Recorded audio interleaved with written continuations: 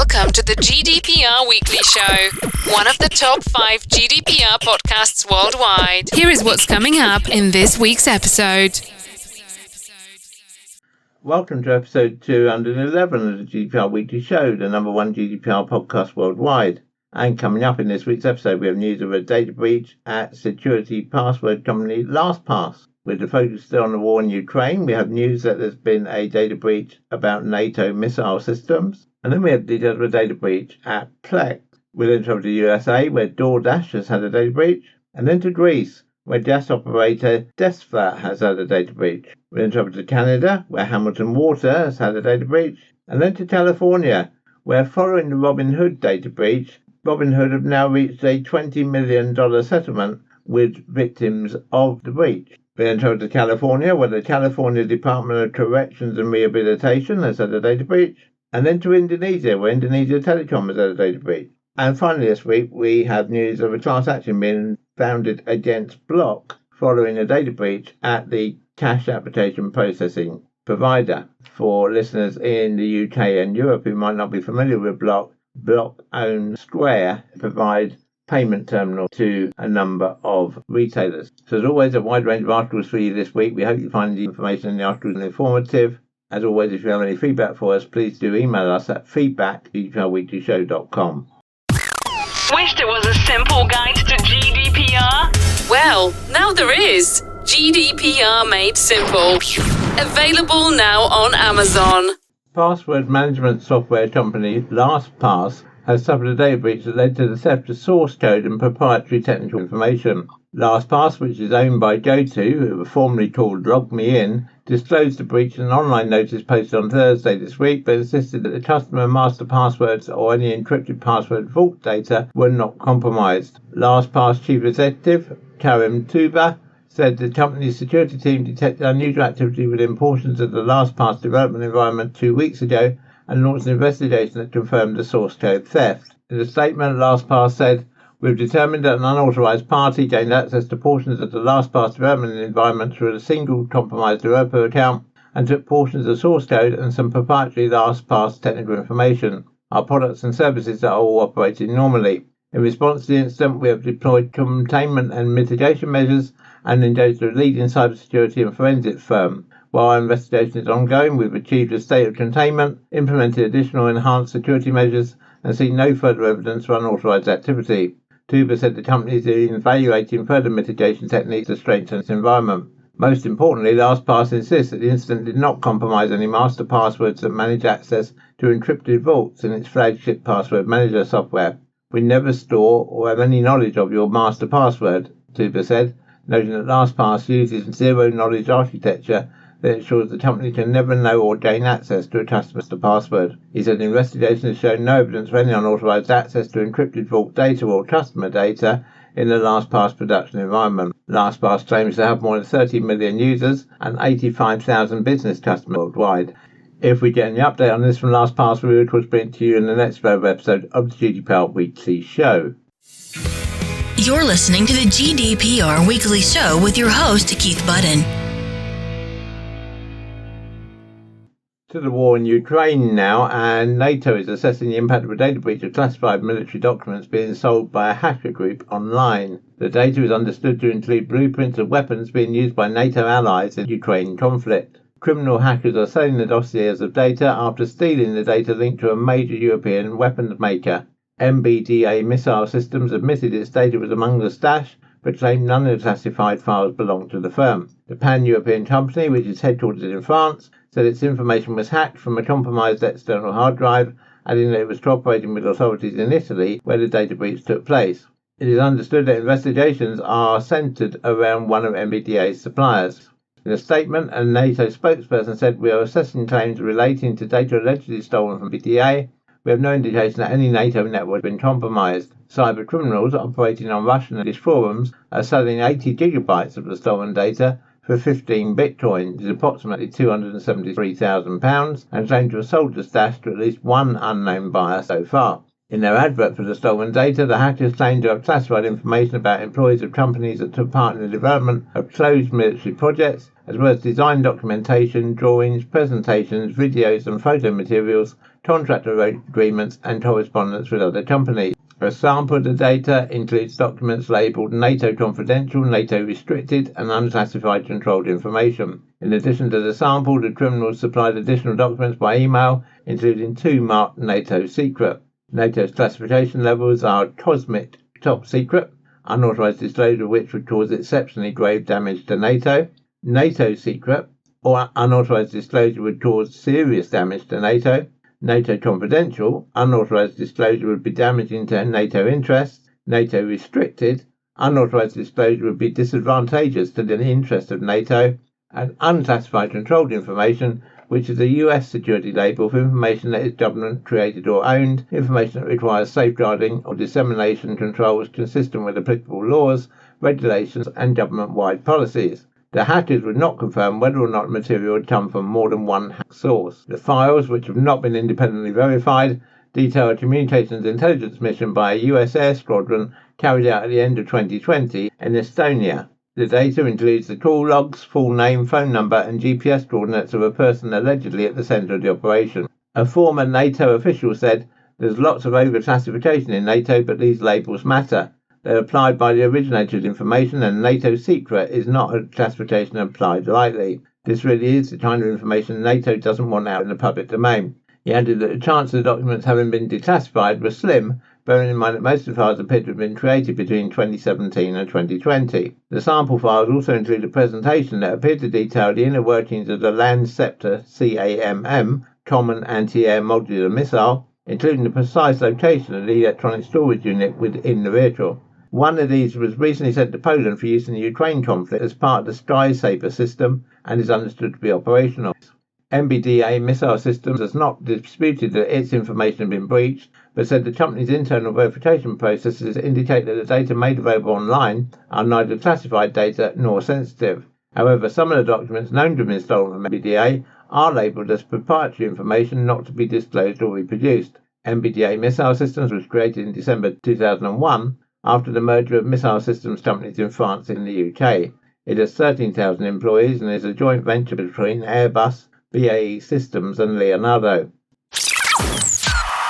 The media streaming service Plex has informed users of a serious data breach that has compromised personal information. Plex, which is popular amongst cord cutters and those with a large library of downloaded content, emailed users advising them to reset passwords following the attack, which took advantage of a security flaw. While usernames and email addresses were exposed, Plex says the passwords stolen were all hashed and encrypted, limiting the possibility for exposure. The company says it followed best practice for encryption. Credit card information and payment data was not part of the data breach, Plex reassures its customers. In a statement, Plex said, "Yesterday we discovered suspicious activity on one of our databases. We immediately began an investigation, and it does appear that a third party was able to access a limited subset of data that includes emails, usernames and encrypted passwords." Plex says that it's plugged a security issue that enabled hackers to compromise users' data and is going to extra lengths to ensure its defences are tight. The company added, "We've already addressed the method that this third party employed to gain access to the system, and we're doing additional reviews to ensure that the security of all of our systems is further hardened to prevent future incursions." While the chances of your account being tracked are low due to password hashing, it's always best to turn on two-factor authentication when it's available, as indeed it is with Plex, or use a password manager to generate secure passwords. Contact us on helpdesk@gdprweeklyshow.com. To America now, an American food delivery giant Doordash has confirmed that it's been hit by a data breach after discovering suspicious activity from a third-party vendor's network. The company says that the data breach was a sophisticated phishing campaign. Perpetrators leveraged vendors' stolen network credentials to gain access to Doordash's internal tools. Following a preliminary investigation, the firm confirmed certain personal data of customers has been exposed. However, Doordash affirms as of now, customers' personal information has not been abused for fraud or identity theft. It's understood that the data involved includes name, email address, delivery address and phone numbers. Basic order information and partial payment card information of selected customers has also been exposed. Doordash confirmed that the data breach does not include passwords, full payment card numbers, bank account numbers or social security or social insurance numbers. To thwart further activities by perpetrators, Doordash temporarily disabled the vendor's access to its system. The firm also concluded that the attack is tied to a wider phishing campaign that has targeted several other companies. In a statement, Doordash said, "While the incident was a result of a phishing attack targeted at a third party, we took action to further enhance Doordash's already robust security systems as well as our third-party vendor security systems. We have also shared security alerts with the other third-party vendors, detailing the specific tactics used, and reminded employees and third-party vendors to be on the alert for any suspicious activity." Wished it was a simple guide to GDPR? Well, now there is. GDPR Made Simple. Available now on Amazon. With all the news about energy at the moment, Greek gas operator has suffered a data breach as criminals exploit the energy crisis. Ransomware group Ragnar Locker, which claimed responsibility for the attack, has developed a reputation for targeting critical infrastructure operators. Cyber criminals are capitalising on Europe's energy crisis. Desfa, Greece's largest natural gas distributors, suffered a data breach. Desfa confirmed in a public statement that cyber criminals had attempted to gain access to its IT systems. It said its gas systems were still operational, but some data may have been exfiltrated by the hackers. Desfa said it deactivated most of its IT services to protect against the attack and plans to gradually restore its operating systems. Desfa also said it is investigating the incident and has mobilised teams to get its IT systems back to normal as soon as possible. Ragnar Locker, who claimed responsibility for the breach, are believed to have breached the networks of at least 52 other critical infrastructure organisations, according to an alert issued by the FBI this year. The criminal gang posted details of the alleged stolen data online and threatened to publish more files if not contacted by Desfa to fix security issues. Desfa said in a statement that it would not engage with cyber criminals. If we receive any update from Desfa, we will bring it to you in the next episode of the GDPR Weekly Show. You're listening to the GDPR Weekly Show with your host, Keith Budden. To Canada now, and the City of Hamilton says a third-party mailing vendor used by the water meter maintenance company Hamilton Water Contract from has been subject to a ransomware attack. Neptune Technology Group, who handled replacement and maintenance of residential and commercial water meters, informed the city that 2,387 accounts may have been subject to the attack. Names and mailing addresses may have been compromised as a result. Neptune Technology Group has stopped using and sharing information with the mailing vendor as a precautionary measure until further notice. The mailing vendor has also hired a consultant to investigate the attack. Hamilton Water considered this as a low-risk incident for residents. The city says residents can take precautionary measures to safeguard their information by reviewing account statements and monitoring credit reports for suspicious activity. If you're a regular listener to the GDPR Weekly Show, then you might remember that back in episode 170, we brought you news of a data breach at Robinhood. Well, this week, the online stock trading platform and broker-dealer moved closer to paying $20 million as part of a class action settlement with thousands of customers whose accounts were allegedly accessed by unauthorized users. From January 2020 through to April 2022, Robinhood used substandard security practices and lacked security measures used by other broker-dealer online systems, according to a motion for settlement filed on July the 1st in the U.S. District Court for Northern California. A California magistrate judge granted preliminary approval of the deal, according to court documents. Robinhood agreed to settle without admitting any liability or wrongdoing. Contact us on helpdesk@gdprweeklyshow.com. Returning to California now, and in early 2022, the California Department of Corrections and Rehabilitation information technology professionals discovered a potential data breach following routine maintenance on one of their information systems. The breach potentially included medical information on everyone who was tested for COVID-19 by the department from June 2020 through to January 2022, including staff, visitors and others. It did not include COVID testing information for the jail population. The breach also potentially included mental health information for the jail population in the mental health services delivery system going as far back as 2008. At this time, and as a result of our forensic analysis, the California Department of Corrections and Rehabilitation does not have any collaborating evidence to suggest that the data exposed has been compromised or misused. Despite this, the California Department of Corrections and Rehabilitation is notifying potentially impacted people out of an abundance of caution so they may take any steps they think they need to protect themselves. The exact date of the data breach is not known, but in January 2022, CDCR, the California Department of Corrections and Rehabilitation, discovered some suspicious activity in a file transfer system dating back to December 2021. CDCR IT staff took immediate action, suspended the affected system. The department also notified authorities and began a multi-agency investigation. In late June 2022, that investigation revealed someone or something had entered the system without permission. Fortunately, there was no sign that anyone looked at or copied information. It appears at this time there's no sign of anyone accessing, copying, or even looking at the information. However, the information in the file sharing system included medical information from everyone who received a COVID-19 test in the department from June 2020 to January 2022. For the prison population in the mental health service delivery system, the information included their name, CDCR number, mental health treatment, mental health history, and mental health diagnosis. Additionally, information in the trust, restitution, accounting, and canteen system was also potentially involved. This information includes records of transactions made to and from trust accounts since 2008, as well as some trust account numbers. Information about people on parole who are in substance use disorder treatment programs may also have been involved. Some of the data included social security numbers, driver's license numbers, and trust account information. CDCR says that the problem was limited to one computer system, and they continue to monitor all its other systems to ensure that none were impacted. The CDCR said that anyone affected can order credit reports from either Equifax, Experian, or TransUnion free once a year. You can do this online at www.annualcreditreport.com. CDCR said that the computer system involved is no longer being used. CDCR is now using a new system with more security controls. They say we take the matter very seriously and regret what has happened. CDCR are committed to transparency as we move forward with increased data security measures in place. CDCR want to assure everyone that they've changed their procedures and practices to limit the risk this will happen again. Wish there was a simple guide to GDPR? Well, now there is. GDPR Made Simple. Available now on Amazon.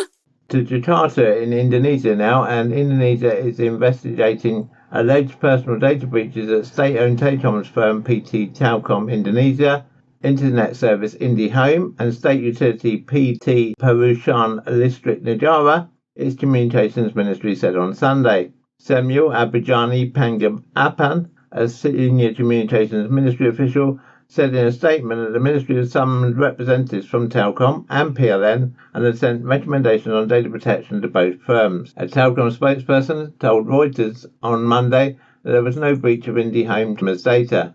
PLN spokesperson did not immediately respond to a request for comment, although it's been quoted in local media as saying on Saturday that it was investigating an alleged data breach. Indonesia has had a slew of alleged data breaches in recent years, including on its COVID-19 screening app, which led to President Joko Widodo's vaccine records being shared widely on social media in September. A data protection bill aimed to bolster the country's cybersecurity infrastructure went to Parliament in 2020, but is yet to be passed into law. You're listening to the GDPR Weekly Show with your host, Keith Budden. And finally this week, multinational tech firm Block is facing claims that it mishandled a major data breach and faces a class action lawsuit over its response time and mitigations to the incident. The plaintiffs argue that because of a 4-month delay between the company learning about the data breach and notifying affected customers, Block is in violation of several pieces of consumer legislation. The Complaint Cites Act, such as the California Customer Records Act, the Illinois Customer Fraud Act, and Texas Deceptive Trade Practices Act. In December, Block learned that one of its former employees had downloaded information on users of the company's mobile payment service app, Cash App. Using the investment service that Cash App offers, the employee was able to access information such as customer names, brokerage account number, and trading activities for a specific day. Around 8.2 million users were advised about the breach 4 months later in April, when the company made the matter public. The plaintiffs argue that this is an unacceptable amount of time for the company to have waited before acting, and that the information eventually provided did not properly explain the failure in its security. Defendants noticed that the data breach was not just untimely but woefully deficient, failing to provide basic details including but not limited to how the unauthorized former employee was able to access networks, whether the private information access was encrypted or otherwise protected, or how it learned of the data breach, the lawsuit contends. Even worse, defendants failed to offer any credit or identity theft monitoring services for plaintiffs and class members. The plaintiffs have also stressed that the breach exposes that the security systems Block has in place are inadequate, and that failure to disclose this to its customers amounts to deceptive practice. Several acts of legislation are used to define deceptive practice, such as the Texas Deceptive Trade Practices Act, which sets out that representing that goods or services of particular standard, quality or grade if they are of another. Block had stated in April that it had spoken to law enforcement following the breach, but failed to provide a material explanation of how a former employee could still access sensitive information. The plaintiffs argue that they incurred losses and harm to their privacy as a result of the breach, and something could have been avoided if Block had informed them of the breach immediately. This includes lost time dedicated to the investigation of and the attempt to recover the loss of funds and or cure harm to their privacy. Cash App is a popular app for sending money, with an especially active user base in the USA and over 70 million active customers worldwide in the period 2020 to 2021. In addition to operating Cash App, Block owns the company Square, which offers card payment hardware and software to businesses, and buy now, pay later platform Afterpay, which it acquired in 2021. We've approached Block for a comment, but they've not come back to us at the time of going to broadcast. Contact us on helpdesk@gdprweeklyshow.com. We hope that you've enjoyed this week's episode of the GDPR Weekly Show and that you found the information useful and informative. We do really appreciate your feedback, so please do email us at feedback@gdprweeklyshow.com with any comments you might have about the articles we've raised this week, or indeed any suggestions you might have for improvements to the show. The GDPR Weekly Show is a Insurity production. Please be advised that any advice given during the show is general in nature and should not be taken as specific legal advice. You should always seek legal advice according to your own specific circumstances. Until next time, bye-bye.